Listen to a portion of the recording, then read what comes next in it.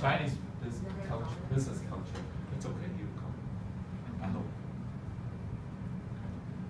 Chinese business culture, and I have my friend here, Alfred Zhou.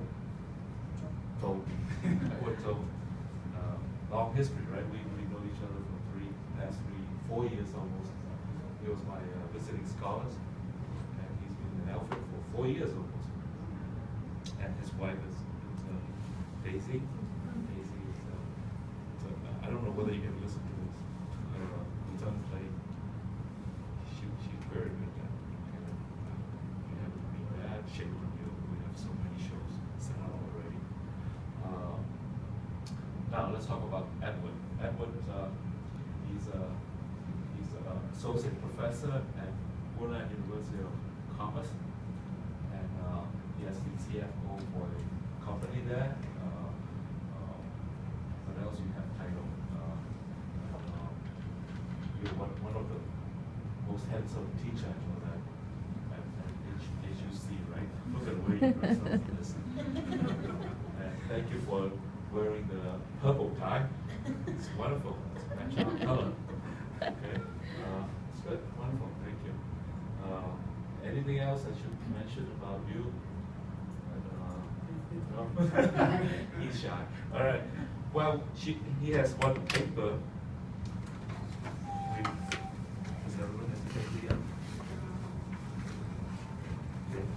Did some research for us, and he will make the presentation. Would you like to? Thank you. With that, you can read it later, and while he's presenting that. And should we interrupt you to ask questions? Oh, okay. Sure. Okay, we'll do that. What's yours? Thank you, Dr. Wang, for offering this chance to discuss Chinese business culture and etiquette with you. It's a very interesting topic, right? In the last 20 years, China has been a good place to invest and profitable. And I believe this trend could continue in a foreseeable long time. And these three graphics could support my this kind of statement. First, you can see here.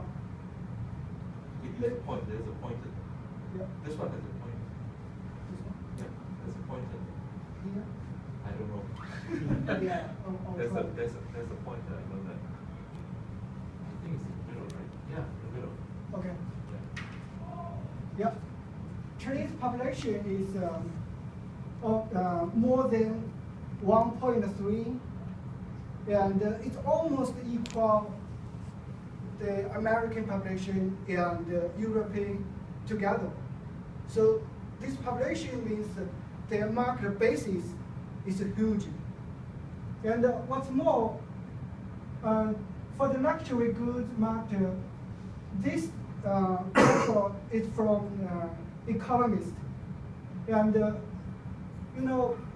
from almost 2005 and 6 or 7, in China, the market of luxury goods increased very fast. And so far, it's bigger than United States and Japan. So the urbanization process have made a lot of consumer power for Chinese huge population, and more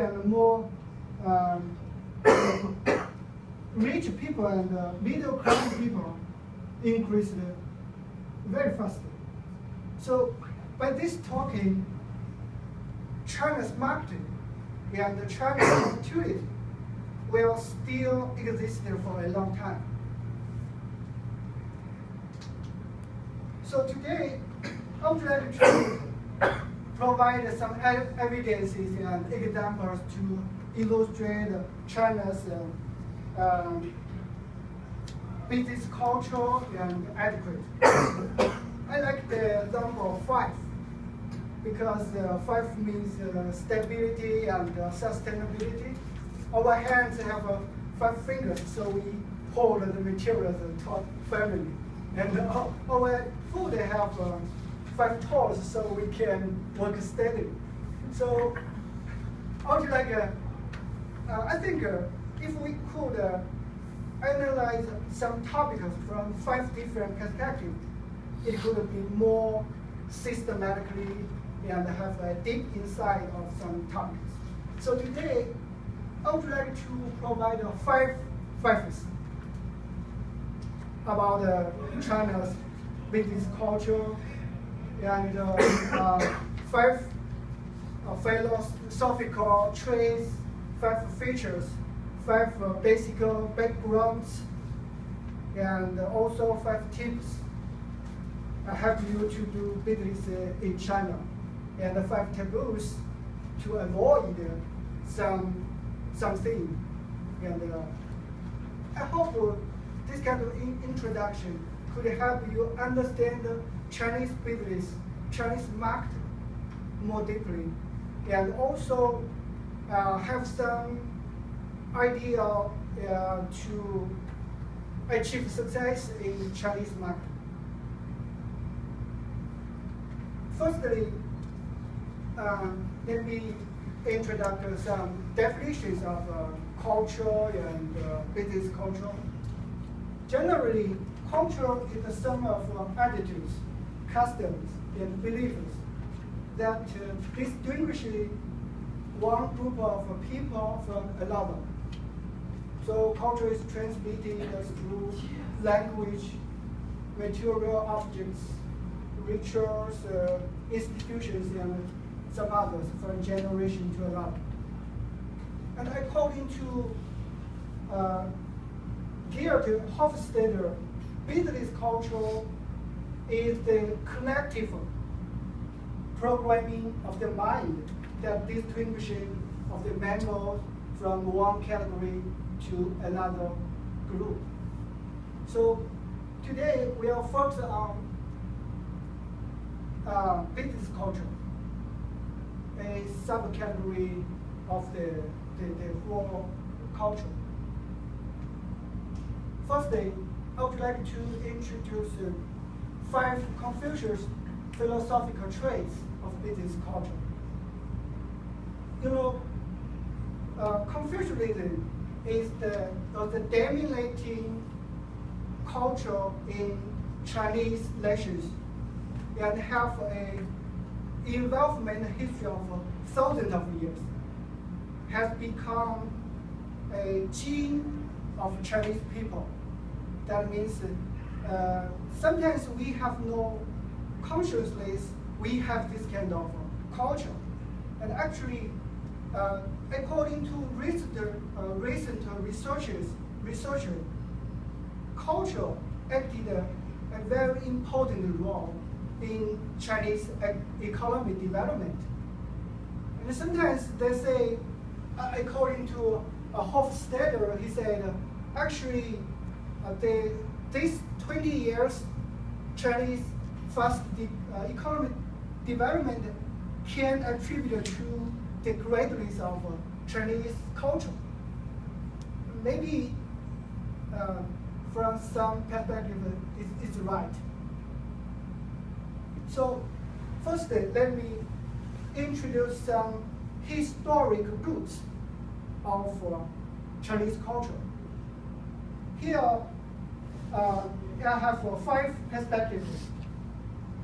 The first is harmonization and guanxi. Guanxi is the pronunciation from Chinese. So I would like to provide some explanation in the following section. So don't worry. The second is right, loyalty, and collectivism. The third is righteousness and related means. Means means faith or some prestige or something like that. And filial piety and introspection. Firstly, harmonization and guanxi. Also, Confucianism, guanxi means relationship, humans contact network. Actually, usually you can find a harmonization and guanxi, this kind of word in Chinese media, very common. Yesterday, I found in Chinese main media, Guangming daily newspaper. It's a harmonization is the basis of everything. So harmony could be the center of Chinese Confucianism center and Confucianism culture. And in this later work, family is the center. And the culture preaches harmony is the basis of a family. And they say harmony could create fortune. Harmony could create prosperity. Harmony could create everything. If your family is very harmony, you can achieve a bigger success than you can expect. So the involvement from this harmonization philosophical traits involved 5 codes of ethics, including leaders, including ruler and subject, parents and son, father and son, husband and wife, older brother and younger brother, and the relationship of friends. So the center is kinship, in the family relationship. It's always the same. And outside of kinship is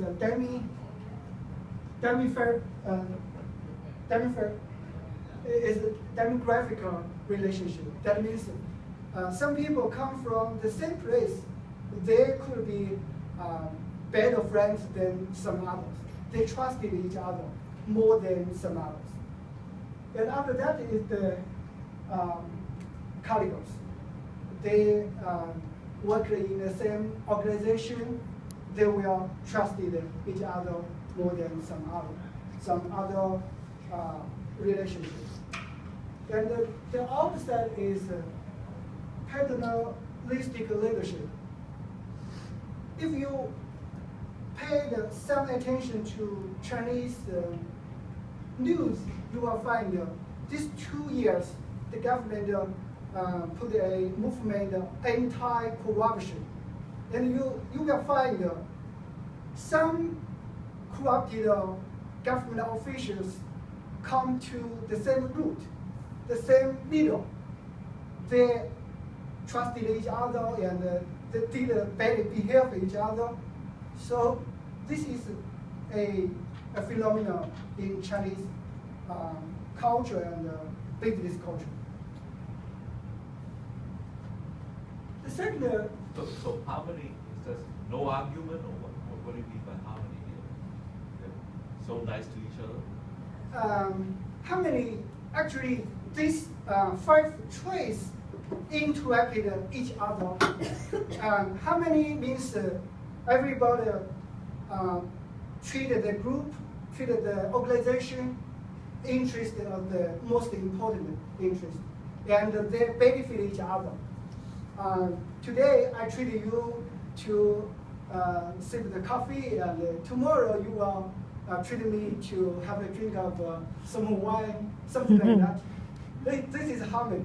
If some days you treat me and I forget it, and there is no reciprocal treatment, that could be terrible. It's unforgivable. So that I feed you guys. So after you finish these 5 traits, you'll find actually it's a integrated concept. including harmonization, harmony, and loyalty, and collective wisdom. So the second trait is right, loyalty, and collective wisdom. Confucianism preaches diligence and obedience, and it also teaches people to use the that means ritual or rites to communicate. In short, it sets out the correct form of behavior in a given situation so as to preserve harmony and faith. So actually, Confucius used this right to set out some behavior criteria. You should do this, you should do that. What is good, what is bad. And here, loyalty is a important concept in this trait. And the original description of loyalty is this description comes from Confucius' article, Jiahua. It said, when the prince regards his ministers with his hands and feet, his ministers regard their prince with their belly and heart. When he regards them as dogs and horses, they regard him as another man. When they regard them as the ground and the grass, they regard him as a robber or an enemy. So that means the administrators and the followers should respect each other. It's loyalty. So influenced by these two faiths, most Chinese people are silent, calm, and united, and obedient. And